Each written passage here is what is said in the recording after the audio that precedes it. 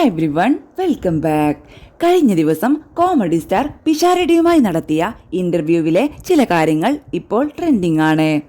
അവരുടെ വാക്കുകൾ ഇങ്ങനെ: പിഷാരടിയുടെ ജപ്പാൻ യാത്ര കഴിഞ്ഞ് 2 ദിവസമായിട്ടുള്ളൂ.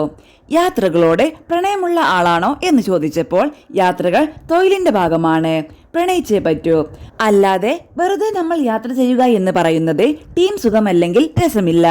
ഒറ്റയ്ക്ക് യാത്ര ചെയ്യാൻ ഇഷ്ടപ്പെടുന്നില്ല. ഇതിപ്പോൾ തൊഴിലിന്റെ ഭാഗമായുള്ള യാത്രയായതുകൊണ്ട് പോയല്ലേ പറ്റൂ. എപ്പോഴും പിഷാരടിയെ കാണുന്നത് മഞ്ജു വാര്യരുടെയും ചാക്കോച്ചന്റെയും കൂടെയാണ്. ആ യാത്രകൾ കുറച്ച് ടൂർ സ്വഭാവമുള്ള യാത്രകളാണെന്ന് പിഷാരടി പറയുന്നുണ്ട്. പ്രോഗ്രാമിന് പോകുന്നത് വേറെ തന്നെയാണ്. ഇവർ ജപ്പാനിൽ പോയി കഴിഞ്ഞിട്ടാണ് ഞാൻ പോകുന്നത്. എനിക്ക് ഷോ ഉണ്ടായിരുന്നു. എനിക്ക് എവിടെ പോയാലും തിരിച്ച് വീട്ടിലേക്ക് വരുന്ന യാത്രയാണ് കൂടുതൽ ഇഷ്ടം. ഫേസ്ബുക്കിലൊക്കെ രസകരമായ കുറിപ്പുകൾ കാണാറുണ്ട്. കടം മേടിച്ചാൽ തിരിച്ചു കൊടുക്കേണ്ട എന്നൊക്കെ.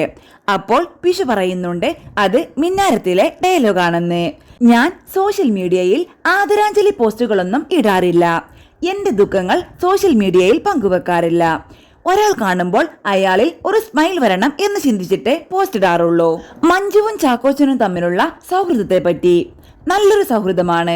ചാക്കോച്ചനെ ആദ്യമായി കാണുന്നതൊക്കെ കുറെ നാളുകൾക്ക് മുൻപാണ്. ഈ കാർട്ടൂൺ ചാനലുകൾ തുടങ്ങുന്ന സമയത്ത് അതിന് ഡബ്ബിങ്ങിന് വേണ്ടിയിട്ട് ഞാൻ പോകാറുണ്ട്.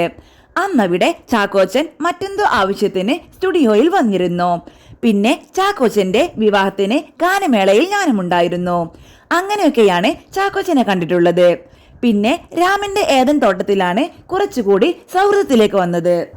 അതിനെ തുടർന്ന് US ഒരു വലിയ അവാർഡ് നൈറ്റിന് പോയപ്പോൾ ചാക്കോച്ചന്റെ ഭാര്യയ്ക്ക് മൈഗ്രെയിന്റെ അസുഖമുണ്ട്. പ്രിയ ഗുളിക കഴിക്കും. അപ്പോൾ എന്റെ കയ്യിൽ ഗുളിക സ്റ്റോക്ക് ഉണ്ടായിരുന്നു.